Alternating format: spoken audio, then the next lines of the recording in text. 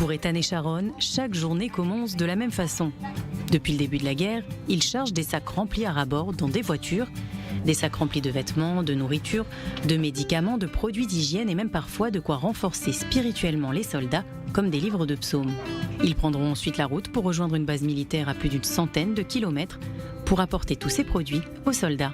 Ça a démarré, c'était pas mon initiative, c'était celle d'Ethan où un soir il a décidé de partir comme ça dans une des bases. Donc il est parti déposer au début juste un paquet de cigarettes, des bouteilles d'eau, des choses comme ça. Quand j'ai vu ça, j'ai dit attends, tu peux pas rester à rien faire. Donc moi j'ai lancé un petit appel sur Instagram et les gens forcément ils sont rentrés dans cet engouement. Cette envie d'aider, de faire quelque chose pour le pays, pour ses soldats, de nombreux Israéliens la partagent, mais pas seulement.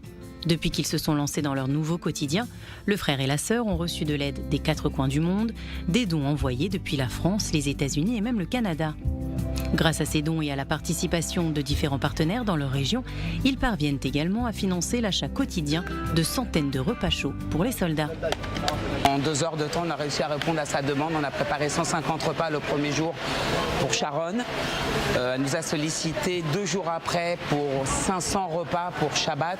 On a pu répondre tant bien que mal aux 500 repas. Tant qu'elle nous demandera, on répondra à sa demande parce que le travail que fait Sharon est vraiment bravo. Bravo. Sharon et Ethan ont été rejoints par Hillel et Eli, 2 frères qui parcourent leur pays avec leur camionnette pour aller là où l'on a besoin d'eux. En général, ce sont les soldats ou leurs proches qui les contactent via les réseaux sociaux pour leur faire des demandes et la petite équipe s'organise pour pouvoir la satisfaire au plus vite. Je fais des annonces, les gens m'envoient directement des messages sur WhatsApp, sur Instagram, peu importe, un peu de partout. Et j'arrive tout simplement à gérer toutes les demandes. Baruch Hashem, grâce à Dieu, j'ai réussi à peu près dans les 80% des bases demandées. Je ferai tout mon possible pour faire toutes les bases d'Israël, c'est mon but, c'est mon objectif. Et je me donnerai corps et âme pour faire cela. Jusqu'ici, Ethan a réussi à ravitailler une vingtaine de bases. Il en fait parfois plusieurs par jour.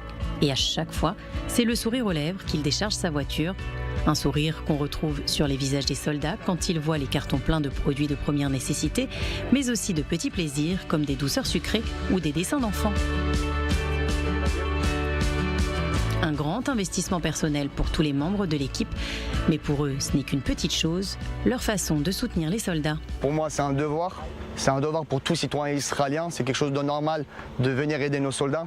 Vous savez, nous ici en tant qu'Olim Hadashim, on n'est pas appelé. On est arrivé après un certain âge, on n'est pas appelé. Donc la façon dont on peut aider le pays, aider notre armée, aider nos soldats, on se démène et on fait. En Israël, c'est comme ça. Ça veut dire autant tu peux t'énerver avec un Israélien dans la rue et la seconde après, il te voit avoir mal, il va tout de suite s'arrêter pour t'aider. C'est vraiment la contradiction en Israël. Ça veut dire on est tout feu, tout flamme. Mais attention, s'ils entendent que quelqu'un ne va pas bien ou quelqu'un manque de quelque chose, ils s'arrêtent tous de vivre pour ça. Un élan de solidarité exceptionnel observé dans tout le pays depuis le début de la guerre. Une solidarité qui donne la force aux soldats, qu'ils soient jeunes enrôlés ou réservistes mobilisés, de se battre pour défendre leur pays. Am Israël